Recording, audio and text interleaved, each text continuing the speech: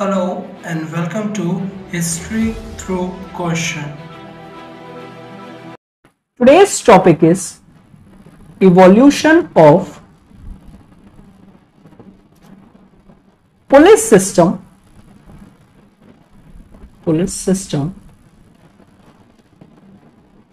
Under modern India. ठीक है ना, इसमें आ जाएगा आपका ईस्ट इंडिया कंपनी और लेटर आपका ब्रिटिश गवर्नमेंट। इसके बारे में आज हम डिटेल से डिस्कशन करेंगे। Now first and the foremost point हम देख लेते हैं कॉलोनी के आने से पहले, यानी इंडिया को कॉलोनी बनने से पहले, तो प्री कॉलोनियल इंडिया में हम देख लेते हैं कि क्या सेटअप था। ठीक है, फर्स्ट प्री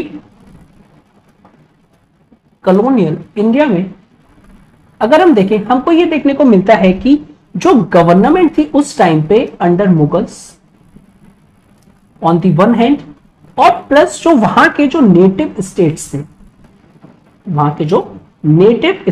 थे, तो वो अगर हम देखें तो हमको ये देखने को मिलता है कि वो लोग आपके ऑटोक्रेटिक इन नेचर थे। ठीक है ना, autocratic in nature, first and the foremost thing ये हमको पता चलती है। सेकेंड थिंग हमको ये पता चलती है कि वहां पे basically they lacked simply separate और फॉर्मल पुलिस सिस्टम्स, तो नो सच एग्जिस्टेंस ऑफ, या फिर नो फॉर्मल पुलिस सिस्टम, हमको कोई भी फॉर्मल पुलिस सिस्टम देखने को नहीं मिलता है। ठीक है ना, तो ये दो चीज आपकी प्री कॉलोनियल टाइम पे हम देखें। ठीक है ना, बट साथ ही साथ अगर हम देखें तो किस तरीके से ये जो अफेयर्स होते थे, जो पुलिस का जो आपका जो वर्क है वो कौन करता था, तो हमको एग्जिस्टेंस को देखने को मिलता है अवेलेबिलिटी ऑफ वॉच गार्ड्स। ठीक है ना, तो आपके वहां पे वॉच गार्ड्स का यूज करते थे वो लोग, और वॉच गार्ड्स को अपॉइंट करते थे जो कि इन चीजों को देखे थे। और अगर हम इनका वॉच गार्ड्स का रोल देखें तो सिंपली अगर हम इनका रोल देखें तो प्रोटेक्टिंग विलेजेस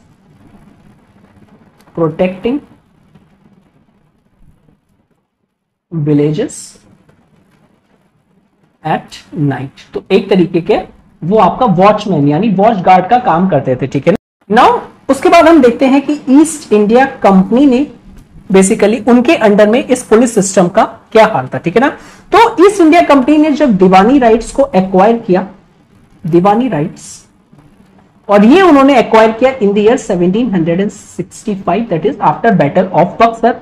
तो उस टाइम पे जो मुगल पुलिस सिस्टम था, मुगल पुलिस सिस्टम, उसका सेटअप देख लेते हैं। उनमें जो वेरियस उनके जो ऑफिसर्स थे, फर्स्ट एंड द फॉरमोस्ट देखें अगर हम, तो उसमें से आते हैं फौजदार्स। ठीक है, अब ये जो फौजदार्स हैं इनका जो रोल होता था, कि ये इंचार्ज होंगे अपने सरकार के, या फिर अगर मैं कहूं कि रूरल डिस्ट्रिक्ट्स के, तो ये वहां पे आपका सब पुलिस से रिलेटेड मैटर्स देखेंगे, डिस्ट्रिक्ट्स। सेकेंड होते थे कोतवाल, और ये जो कोतवाल होते थे ये इंचार्ज होते थे आपके टाउन्स के, जहां पे इनकी जो ड्यूटी होती थी कि इनको मेंटेन करना है लॉ एंड ऑर्डर। ठीक है ना, और लास्ट होते थे विलेज लेवल पे, that is the village watchman, village watchman. ठीक है ना, अब ये जो विलेज वॉचमैन होते थे इनको पेड एंड जो कंट्रोल करते थे वो करते थे आपके जमींदार्स, वो जमींदार्स के अंडर में थे, वो उनको कंट्रोल करते थे। ठीक है ना, नेक्स्ट ऑफिशियल जो है दैट इज अमील, ये एक रेवेन्यू कलेक्टर है, और रेवेन्यू कलेक्टर के साथ साथ इनको रिस्पॉन्सिबिलिटी दी गई थी कि ये रेबल से भी डील करेंगे। नेक्स्ट अगर हम देखें, ड्यूरिंग कंपनीज डुअल रूल, और ये बंगाल में किया था उन्होंने dual rule system, Bengal, Bihar and Odisha. ये जो डुअल रूल था ये चला था 1705 से लेके 1772। तो इन जगहों पे अंडर डुअल रूल जो जमींदार थे उनसे ये एक्सपेक्ट किया जाता था कि वो मेंटेन करेंगे वेरियस स्टाफ, साथ ही साथ थानेदार और इस स्टाफ और स्पेशली ये जो थानेदार हैं, ये आपका लॉ एंड ऑर्डर सिचुएशन के लिए रिस्पॉन्सिबल होंगे। साथ ही साथ ये मेंटेन करेंगे उस रीजन में पीस, प्लस वो डील करेंगे क्रिमिनल से और क्राइम से उस एरियाज में। तो ये आपका अंडर जमींदार थे। लेकिन वेरियस टाइम हमको ये भी देखने को मिलता है, ये जो जमींदार थे ये इनको एक तरीके का बर्डन लगता था, एक्स्ट्रा वर्क जो उनको रिस्पॉन्सिबिलिटी दी जाती थी, और ड्यू टू विच वो काफी बार उसको नेग्लेक्ट कर देते थे अपनी ड्यूटीज को। नॉट ओनली दैट, वो इवन सपोर्ट भी कर देते थे जो रेबेलियस एलिमेंट होते थे, या फिर कोई जो डकैतीज हो गई, जहां पे चोरी हो गई, तो उनको वो उनका सपोर्ट करके शेयर भी लेते थे उनकी लूट में, ठीक है ना। तो ये हमको देखने को मिलता है। नाउ ये जो सिस्टम था अंडर ईस्ट इंडिया कंपनी, या फिर अगर हम कहें कि ईस्ट इंडिया कंपनी के आने से पहले जो मुगल सिस्टम था, ये सिस्टम कंटिन्यू रहा था। और इवन हमको ये भी देखने को मिलता है जो मोहम्मद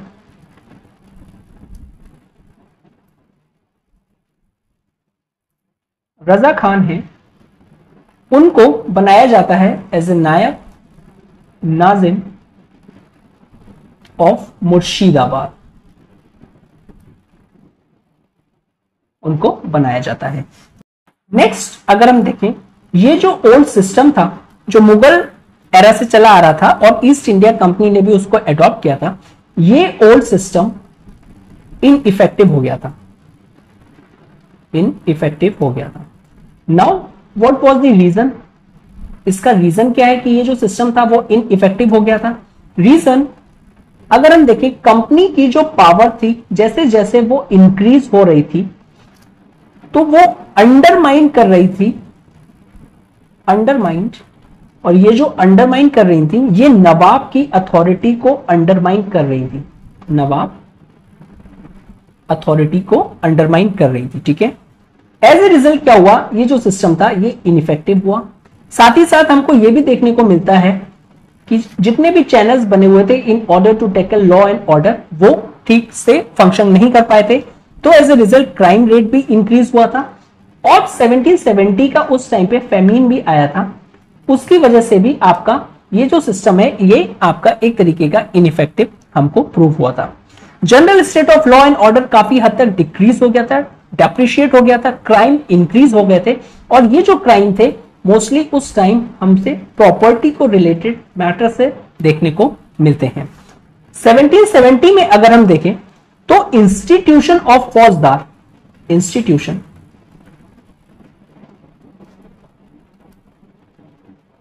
ऑफ फौजदार्स एंड जो अमीर था उस सिस्टम को क्या किया, इन लोग ने अबॉलिश कर दिया। कुछ चेंजेस लेके आए, बिकॉज ऑफ इनइफेक्टिवनेस था, उसमें कुछ रिफॉर्म लेके आए और उसके अंडर में 1770 में इंस्टीट्यूशन ऑफ फौजदार और आपका अमीर को अबॉलिश कर दिया। फौजदार अभी हम पढ़ चुके हैं, जो वो इंचार्ज होंगे अपने सरकार के और रूरल डिस्ट्रिक्ट के अंडर मुगल पुलिस सिस्टम में जो ऑफिशियल्स थे, और जो अमीर होंगे वो रेवेन्यू कलेक्शन थे, ठीक है। लाइक कंपनी अदर डिपार्टमेंट जो पुलिस एडमिनिस्ट्रेशन था उसमें भी रिक्वायरमेंट हो रही थी कि यूरोपियन सुपरविजन को लाया जाए, ठीक है। तो there was a need at the time कि यूरोपियन सुपरविजन को, जैसे हर टाइम पे, या फिर अगर मैं कहूं चाहे वो सिविल सर्विसेज हो चाहे वो आर्मी हो, हर में यूरोपियन सुपरविजन था। तो उस टाइम ये सोचा गया कि ये जो पुलिस है इसमें भी यूरोपियन सुपरविजन लाया जाए, बिकॉज जो कंडीशन है बहुत ही ज्यादा आपकी वर्स होती जा रही है, क्राइम रेट इंक्रीज होता जा रहा है और इस तरीके की चीजें। रीजन क्या है, जैसे भी क्राइम रेट बढ़ेगा, ठीक है ना, इररिस्पेक्टिव किसी भी रीजन से बढ़ा, तो वो क्या करेगा, it directly challenge the authority, directly challenge the authority of Raj, ठीक है, और वो उनके प्रॉफिट मोटिव इंटरेस्ट के लिए आपका क्या है, फ्रूटफुल नहीं है। 1774 में हमको ये देखने को मिलता है कि अंडर वॉरेन हेस्टिंग उन्होंने जो अर्लियर फौजदार का इंस्टीट्यूशन जो आपका एबॉलिश हो गया था उसको रीस्टोर किया, रीस्टोर फौजदार इंस्टीट्यूशन, और साथ ही साथ इंस्ट्रक्ट किया जमींदार को, इंस्ट्रक्ट जमींदार कि आप ना सर असिस्ट करेंगे, किसको असिस्ट करेंगे, आप असिस्ट करेंगे फौजदार्स को, ठीक है ना। अब किसमें असिस्ट करेंगे, इन सप्रेशन ऑफ जो वेरियस डकैटीज हो रही हैं, डेकॉइट्स हो रहे हैं, और साथ ही साथ जो वायलेंस हो रहा है, जो क्राइम रेट बढ़ रहा है, और आपका जो लॉ एंड ऑर्डर की सिचुएशन जो है उसमें सब में असिस्ट करेंगे, उसको हेल्प करेंगे, मींस उसको टैकल करने में आप अपनी होल हार्टेडली सपोर्ट करेंगे। 1775 में हम ये देखें, ये देखने को मिलता है कि जो फौजदार हैं, अब फौजदार थानास बनाए जाएंगे, फौजदार थानास को स्टैब्लिश किया जाएगा। अब ये जो थानास को स्टैब्लिश किया जाएगा, ये किया जाएगा इन मेजर टाउन्स में, जो बड़े बड़े टाउन्स हैं वहां पे इनको स्टैब्लिश किया जाएगा, या सिंपली अगर हम कहें मेजर टाउन्स यानी लार्ज डिस्ट्रिक्ट्स में। और बेसिकली इनको असिस्ट करेंगे, ये जो थानास हैं इनको असिस्ट करेंगे smaller police station, smaller police station, various smaller police station होंगे जो एक थानास के अंदर आएंगे और वो इनको असिस्ट करेंगे। जैसे इस नेक्स्ट 1781 में हम देखते हैं कि ये जो फौजदार सिस्टम था, ये 1781 तक ये सिस्टम कंटिन्यू रहा था, और उसके बाद ये जो डेवलपमेंट देखने को मिलता है कि आपको इसको रिप्लेस कर दिया था बाय इंग्लिश मजिस्ट्रेट्स, यानी जो पहले फौजदार जो रोल प्ले करते थे अब वो इंग्लिश मर्चेंट्स रोल प्ले करेंगे। साथ ही साथ जो जमींदार थे उनको जो ड्यूटीज थी उनकी, जमींदार को इस टाइम भी अलाउ किया गया कि आप रिटेन कर सकते हैं अपनी जो पुलिस ड्यूटीज हैं जो आपको प्रोवाइड करवाई गई हैं, पुलिस ड्यूटीज, ठीक है ना। और लेकिन इनको आपका एक तरीके का सपोर्टिंग हैंड बना दिया था, या फिर आपका अंडर मजिस्ट्रेट कर दिया गया था, यानी इंफीरियर टू मजिस्ट्रेट। आपका हेड होगा मजिस्ट्रेट, आप उसको असिस्ट करेंगे, लेकिन साथ ही साथ जो आपको ड्यूटीज प्रोवाइड करवाई गई हैं आप वो भी अपनी ड्यूटीज को फुलफिल करेंगे। नेक्स्ट ये हमें देखने को मिलता है कि जो वॉरेन हेस्टिंग थे,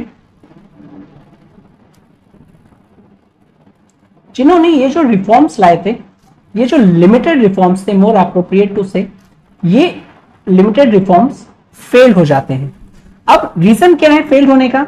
इट इज बिकॉज जो इन्होंने मैजिस्ट्रेट्स को जो पावर दी है, वो जो पावर्स हैं वो इनएडिक्वेट है, वो इनएडिक्वेट है। साथ ही साथ जो जमींदार हैं उनके पास जो पुलिसिंग पावर है वो उस सिस्टम का क्या कर रहे हैं, मिसयूज कर रहे हैं, या फिर सिंपली पावर का एब्यूज कर रहे हैं। अब ये हो क्यों रहा है? इट इज बिकॉज ऑफ जो मजिस्ट्रेट की जो वीकनेस थी, जो लूप होल्स थे, उनका फायदा उठा के जमींदार एब्यूज कर रहे थे, हैरेस कर रहे थे, करप्शन कर रहे थे, और ये सारी चीजें हमको देखने को मिलती हैं। फिर नेक्स्ट जो आते हैं that is the Lord Cornwallis. Lord Cornwallis, इन्होंने सिचुएशन को एनालाइज किया, और 1793 में हमको ये देखने को मिलता है कि जो जमींदार थे, जो अर्लियर उनको पुलिसिंग पावर्स जो कंटिन्यू रखवाई गई थी, अब इन्होंने क्या किया कि इनकी जो पुलिसिंग ड्यूटीज थी, पुलिसिंग ड्यूटीज उसको एंड कर दिया गया, ठीक है। और साथ ही जो डिस्ट्रिक्ट्स थे, वेरियस डिस्ट्रिक्ट्स थे, उसको डिवाइड कर दिया गया थानाज में, वेरियस थानाज में और यूनिट्स में of police jurisdiction.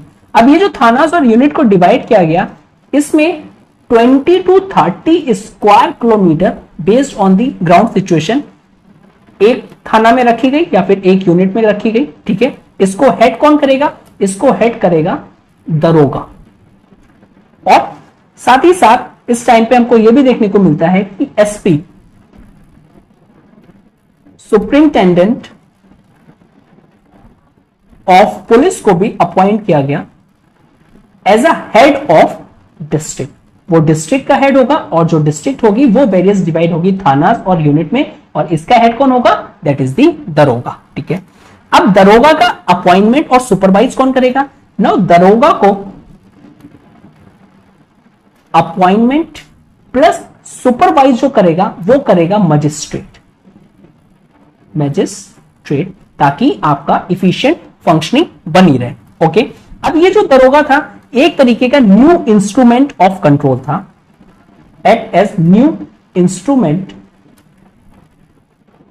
of control, because ये न्यू पोजीशन थी जो कि क्रिएट करी गई थी अंडर कंपनी गवर्नमेंट, और मैं कहूं दीवानी जो प्रोविंसेस थे वहां पे, दीवानी प्रोविंसेस में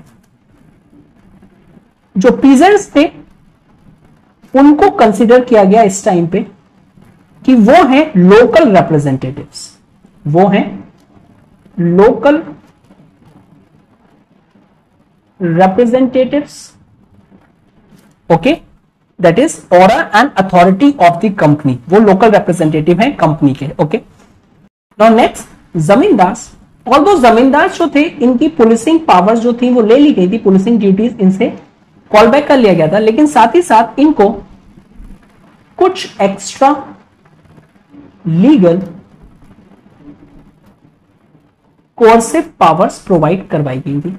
अब ये कोर्सिव पावर्स इसलिए प्रोवाइड करवाई गई थी बिकॉज ये लोकल जो आपका एरिया था वहां पे इनका इन्फ्लुएंस काफी ज्यादा था।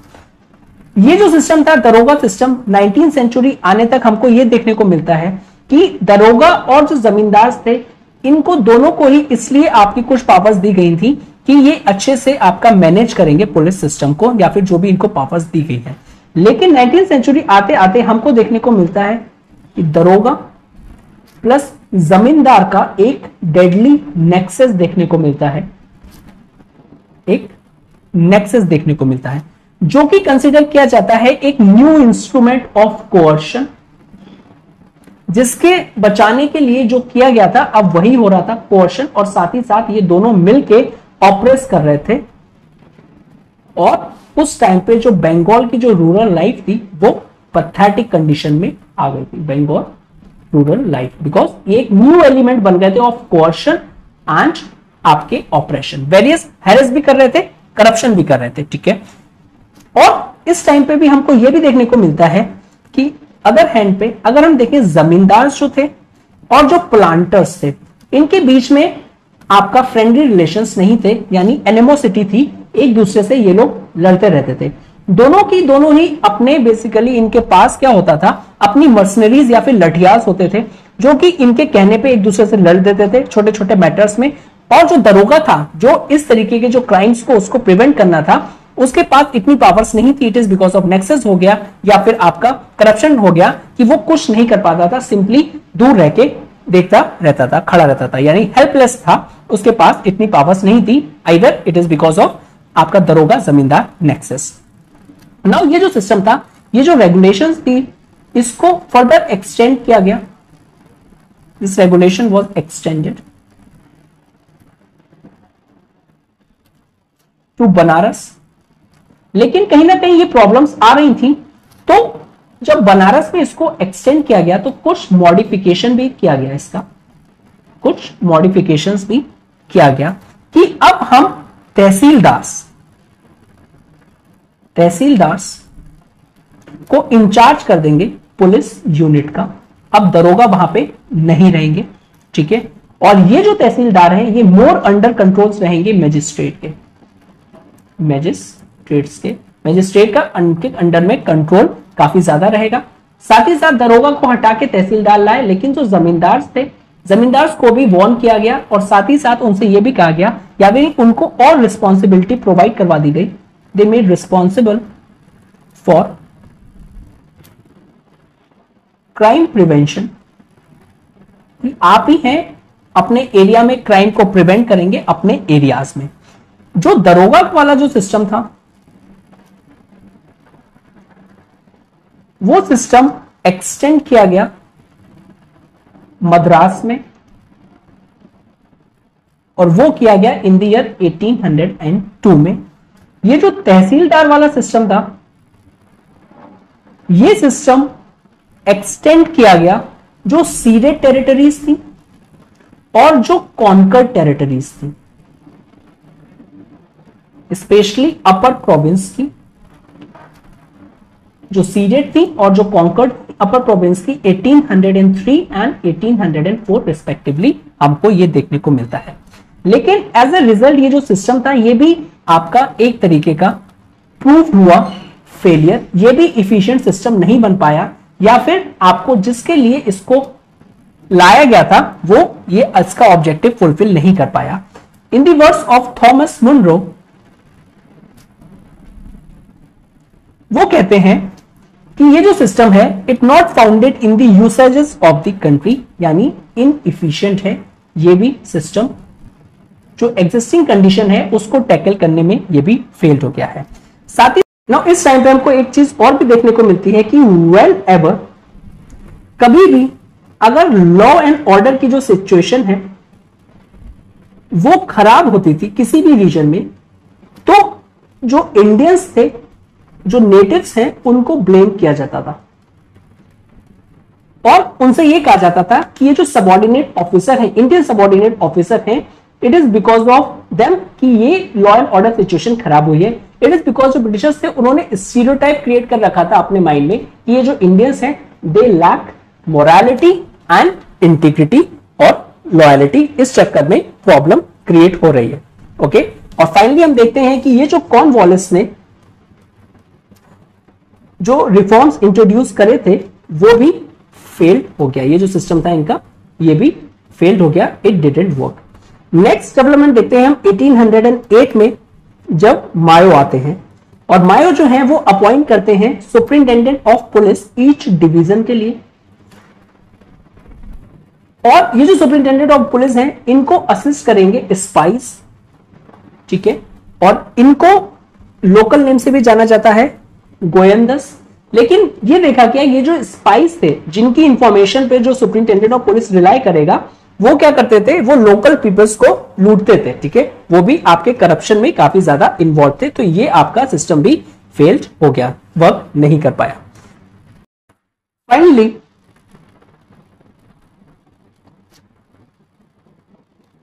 जो तहसीलदार सिस्टम था उसको डिप्राइव कर दिया गया उनकी पुलिस ड्यूटीज से, और ये किया गया इन द ईयर 1807 में, और फिर 1812 से लेकर 1814 में ये भी हमको देखने को मिलता है कि जो दरोगा सिस्टम था उसको भी अबॉलिश कर दिया गया। दरोगा सिस्टम वाज आल्सो अबॉलिश्ड। ये किया गया by order of court of directors, और जो सुपरविजन ऑफ जो विलेज पुलिस था उसको वेस्ट कर दिया गया under collector. Supervision of village police उसको दे दिया गया कलेक्टर को। नाउ जो कलेक्टर है अब वो रिस्पॉन्सिबल होगा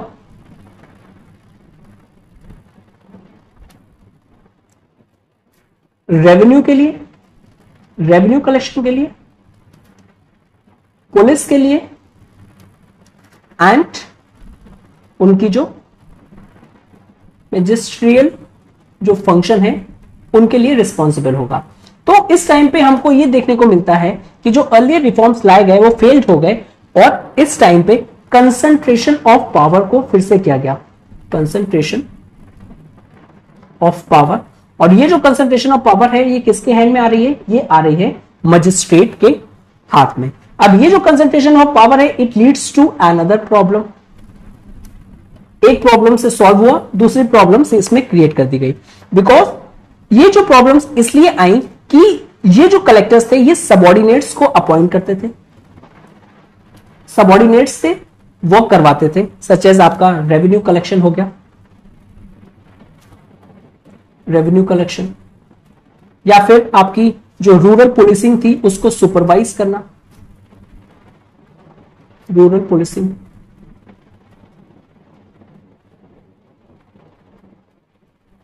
सुपरविजन।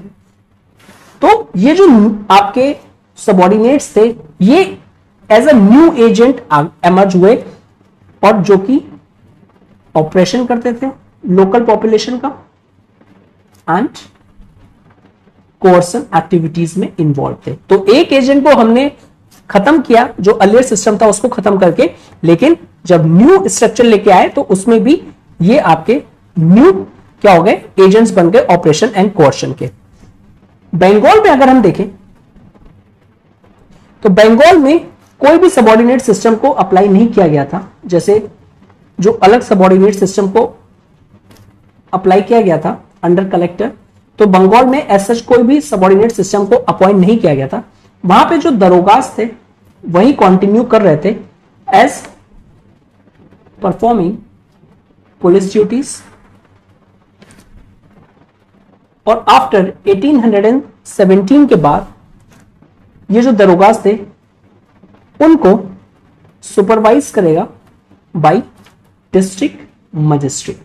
तो बंगाल में कोई भी सबऑर्डिनेट सिस्टम को अप्लाई नहीं किया गया था। नेक्स्ट रिफॉर्म्स हम देखेंगे पुलिस सिस्टम में अंडर लॉर्ड बेंटिक, जो हमारे गवर्नर जनरल थे। टाइम पीरियड 1828 से 1835 के लिए। सबसे पहले इन्होंने आते ही अबॉलिश किया सुपरिंटेंडेंट ऑफ पुलिस का ऑफिस, एबॉलिश्ड एसपी ऑफिस इन्होंने अबॉलिश किया। उसके बाद जो कलेक्टर हैं और जो मजिस्ट्रेट, इनको हेड ऑफ पुलिस फोर्स बना दिया, हेड ऑफ पुलिस फोर्स बना दिया गया इनकी ज्यूरिसडिक्शन में, उनकी ओन ज्यूरिसडिक्शन में। उसके बाद कमिश्नर्स को भी अपॉइंट किया गया ईच डिवीजन में, और ये जो कमिश्नर्स हैं ईच डिवीजन में एक्ट करेंगे as an SP, that is superintendent of police. Although जो एक डेडिकेटेड पोस्ट थी सुपरिंटेंडेंट ऑफ पुलिस की उसको हटाया गया और उसको अंडर कमिश्नर्स के थ्रू वर्क करवाया जाएगा। नाउ ये जो अरेंजमेंट था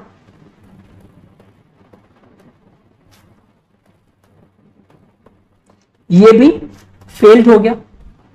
it is because it resulted in an ineffective arrangement,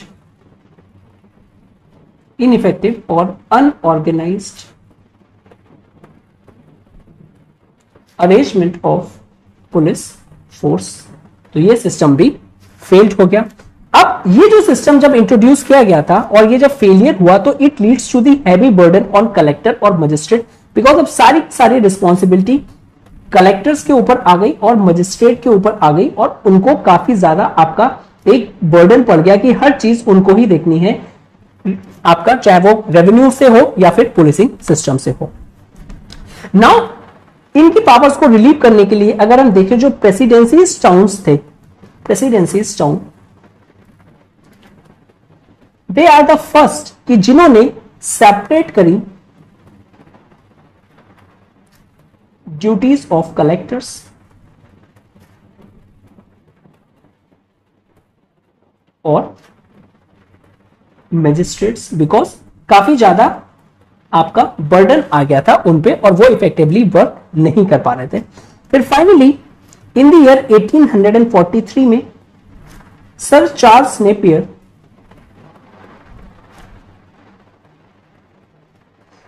ने एक न्यू मॉडल को इंट्रोड्यूस किया, न्यू मॉडल, जो कि और जिसने क्रिएट किया separate police departments. It created separate police department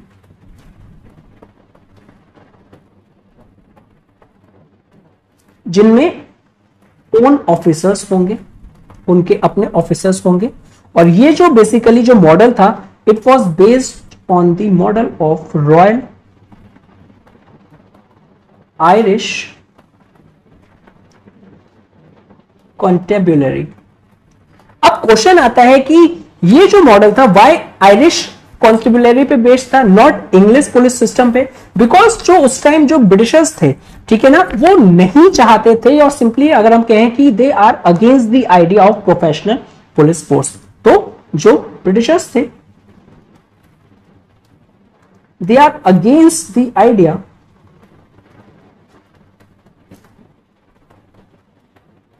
idea of professional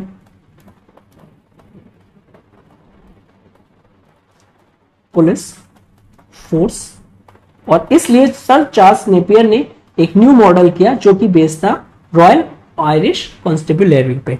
okay, now why Irish पे, आयरिश का मॉडल क्यों किया था? बिकॉज आयरिश का जो मॉडल था ये काफी ज्यादा सक्सेसफुल था, और ये जो मॉडल इवॉल्व हुआ था इन द ईयर 1787 में, बिकॉज वहां पे काफी ज्यादा आयरिश में सेक्टेरियन एंड पीजेंट्स मूवमेंट्स हो गए थे, और जब एक परमानेंट आपकी प्रोफेशनल पुलिस फोर्स को इंट्रोड्यूस किया गया आयरिश में और आयरलैंड में, तो वहां पे काफी अच्छे से उन्होंने ये सारे जो सेक्टेरियन पीजेंट्स जो रिवॉल्ट्स हो रहे थे, मूवमेंट्स हो रहे थे, उनको बहुत अच्छे से टैकल किया था, और उसी के बेसिस पे सर चार्ल्स नेपियर ने इस सिस्टम को और इस मॉडल को एडॉप्ट किया।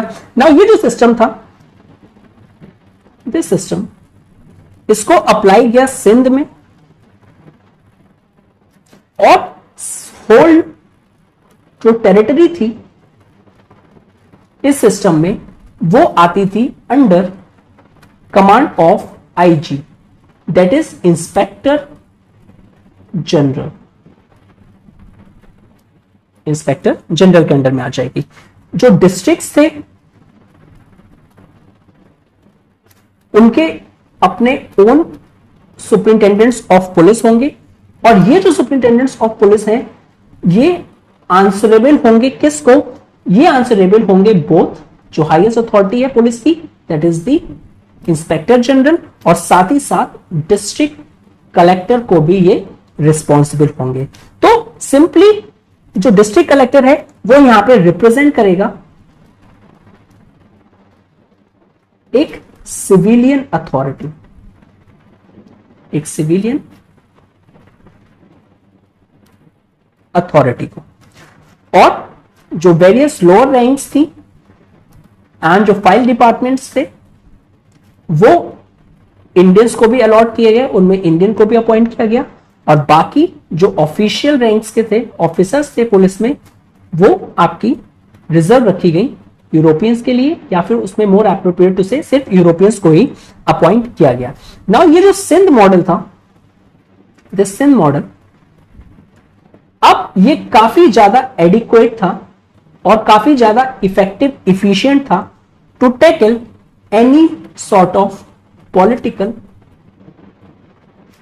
एजिटेशन या फिर कोई भी मास मूवमेंट होता है उसमें। लेटर ये मॉडल को इंट्रोड्यूस किया गया पंजाब इन द ईयर 1849 में, और कुछ मॉडिफिकेशंस के साथ बॉम्बे में भी इसको इंट्रोड्यूस किया गया इन द ईयर 1853 में, और बाद में मद्रास में इन द ईयर 1859 में इसको इंट्रोड्यूस किया था। अब देखते हैं जरा कि आफ्टर रिवॉल्ट ऑफ 1857, नाउ 1857 के बाद हमको देखने को मिलता है कि ये जो 1857 का जो रिवॉल्ट था इसने फिर से चैलेंज कर दिया या फिर क्वेश्चन कर दिया आफ्टर 1857 रिवॉल्ट। हमको ये देखने को मिलता है कि जो एग्जिस्टिंग सिस्टम अभी तक हमको बहुत अच्छा चल रहा था, जिसको हम रेप्लिकेट कर रहे थे अलग अलग जगह पे, अब ये एग्जिस्टिंग सिस्टम भी इनएडिक्वेट हो गया, यानी ये भी प्रॉपर तरीके से ड्यूरिंग रिवॉल्ट टाइम पे फंक्शन नहीं कर पाया जो इसका मेन फंक्शन था। ओके, अब चाहिए था आपको, now it was the need of the hour, और सिंपली आपको चाहिए थी एक इफेक्टिव मशीनरी जो कि क्या कर सके, कलेक्ट कर सके इंफॉर्मेशन, बिकॉज अगर प्रॉपर आपको इंटेलिजेंस मिल जाएगी, इंफॉर्मेशन मिल जाएगी कि क्या हो रहा है या क्या नहीं हो रहा है, तो जो पुलिस है वो काफी इफेक्टिव हो जाएगी टैकल करने में, और साथ ही साथ पुलिसिंग द ब्रिटिश एम्पायर। तो अब आपको इसकी रिक्वायरमेंट थी, बिकॉज जो एग्जिस्टिंग सिस्टम था जो पहले रेप्लिकेट हो रहा था या जो इफेक्टिव था वो इस टाइम पे 1857 के रिवॉल्ट के टाइम पे इफेक्टिव नहीं रहा था। तो एक पुलिस कमीशन को अपॉइंट किया गया, पुलिस कमीशन वॉज अपॉइंटेड, और ये जो अपॉइंट किया गया था ये किया गया था यार इन द ईयर 1860, जिसने एक बेसिक स्ट्रक्चर प्रोवाइड किया। It provided the basic structure of police establishment Indian empire के लिए या फिर राज के एम्पायर के लिए। ठीक ठीक है। और फाइनली इसके बाद में हम देखते हैं कि हमको एक पुलिस एक्ट देखने को मिलता है, पुलिस एक्ट, और ये वेरियस फेमस पुलिस एक्ट है, पुलिस एक्ट ऑफ 1861। ये इनेक्ट होता है और बेसिकली ये मच नीडेड स्ट्रक्चर को प्रोवाइड करता है, ठीक है, प्रोवाइडेड स्ट्रक्चर। अब ये जो स्ट्रक्चर है ये कॉन्टिन्यूड रहेगा for the next century, okay, जब तक ब्रिटिश रूल जो है रहेगा इंडिया में, ब्रिटिश रूल जब तक रहेगा। कुछ मॉडिफिकेशंस टाइम टू टाइम और रीजन टू रीजन वाइज इसमें थे, लेकिन मोर और लेस ये जो स्ट्रक्चर प्रोवाइड किया था पुलिस एक्ट 1861 ने, ये फिर फाइनली कॉन्टिन्यूड रहा था। अब देख लेते हैं कि ये जो पुलिस एक्ट आया था इसकी रिकमेंडेशंस क्या क्या थी। रिकमेंडेशंस जो फर्स्ट एंड द फॉरमोस्ट थी, दैट इज ये जो न्यू ऑर्गेनाइजेशन के बारे में बात कर रहा था कि एक न्यू ऑर्गेनाइजेशन होनी चाहिए जिसमें जो मिलिट्री पुलिस है, जो मिलिट्री पुलिस है उसको आप एलिमिनेट कर दीजिए, एलिमिनेटेड, और उसकी जगह सिविलियन पुलिस को लेके आइए, सिविलियन पुलिस को ऑर्गेनाइज करिए, और ये जो सिविलियन पुलिस को ऑर्गेनाइज करेंगे आप, ये प्रोविंशियल बेसिस पे आप करेंगे। तो फर्स्ट तो ये ऑर्गेनाइजेशन को इंट्रोड्यूस किया। सेकेंड, अगर हम देखें कि जो इंस्पेक्टर जनरल था, दैट इज आईजी जो था, अब वो आंसरेबल होगा टू दी प्रोविंशियल गवर्नर को, अपने प्रोविंस के जो भी गवर्नर होंगे उनको आंसरेबल होगा। साथ ही साथ जो वहां पे डिस्ट्रिक्ट सुपरिंटेंडेंट होंगे वो आंसरेबल होंगे डिस्ट्रिक्ट कलेक्टर को।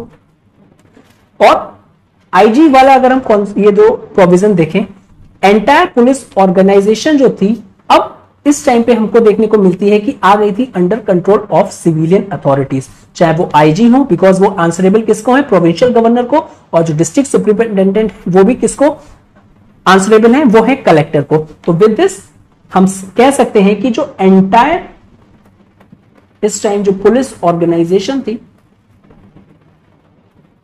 अब आ गई थी under control of civilian authorities, civilian authorities,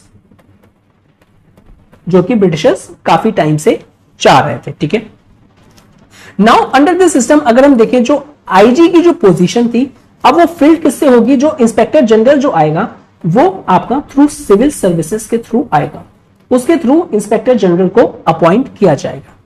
okay, now जो डिस्ट्रिक्ट सुपरिंटेंडेंट है यहां पे ये इंचार्ज होंगे रूरल पुलिस के, दैट इज जो विलेज में जो पुलिस है उनके इंचार्ज होंगे, और जो दरोगाज हैं इनको कह दिया गया कि अब ये हैं सब इंस्पेक्टर।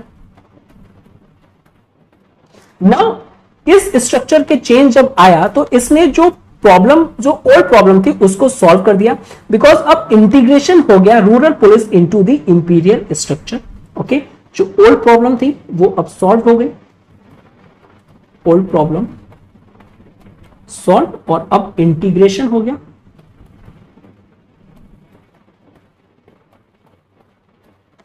रूरल पुलिस का इनटू इंपीरियल स्ट्रक्चर में। अब ये जो स्ट्रक्चर था ये सम सॉर्ट ऑफ एक हायरार्की का स्ट्रक्चर था, हायरार्की स्ट्रक्चर, लेकिन सिस्टमैटिकली इसको में भी हमको देखने को मिलता है कि जो इंडियंस थे उनको इंक्लूड नहीं किया गया, या फिर मोर एप्रोप्रिएट टू से Indians in this system as well remains excluded, Indians इसमें एक्सक्लूड किए गए सिस्टमैटिकली। अब ये जो होल सिस्टम आया इसका रिजल्ट क्या हुआ, इसका जो रिजल्ट देखें तो first and the foremost thing कि ये सक्सीड हुआ सिस्टम, इन रिड्यूसिंग जो क्रिमिनल एक्टिविटीज थी, जो कि बहुत ज्यादा प्रोमिनेंट थी और बढ़ती जा रही थी, it is because of इनइफेक्टिवनेस of system, earlier system. तो इसने सक्सीड किया उनको रिड्यूस करने में, सच एज आपकी जो डकैती थी, जो आपकी चोरियां थी, या फिर अलग अलग नेक्सेस बनते थे, ठगीज थी, और जो ठग थे उनको भी काफी काउंटर किया गया। विद रिस्पेक्ट टू अगर हम देखें पब्लिक को, लेकिन जो पब्लिक के रिस्पेक्ट में अगर हम देखें, जो पुलिस का जो एटीट्यूड था, पुलिस का जो एटीट्यूड था with respect to general public, वो हमेशा से ही अनसिंपैथेटिक था। बिकॉज वेरियस मूवमेंट्स होते थे, वेरियस पॉलिटिकल एजिटेशंस होती थी, ठीक है ना। तो जो पुलिस है वो आपका वेरी हाई हैंड सप्रेस करती थी, कोई भी, चाहे वो नेशनल मूवमेंट हो या फिर आपका इस तरीके की कोई भी एक्टिविटीज हो, ठीक है।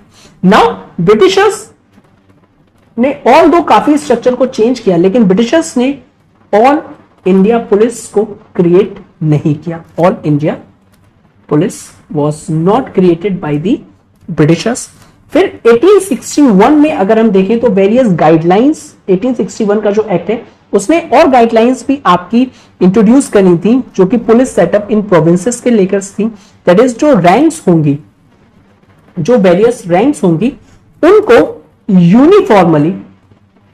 यूनिफॉर्मली यानी थ्रू आउट द एम्पायर जितना भी है, यूनिफॉर्मली इंट्रोड्यूस किया जाएगा, introduced all over the country, all over the country। एक और कमीशन आई थी with respect to this police, that is 1902 police commission. इसने फर्स्ट टाइम क्या किया, इसने अपॉइंटमेंट किया एजुकेटेड इंडियंस को ऑफिसर्स की पोजीशन पे इन दी पुलिस फोर्स, ठीक है। तो इसने अपॉइंटमेंट किया एजुकेटेड इंडियंस को,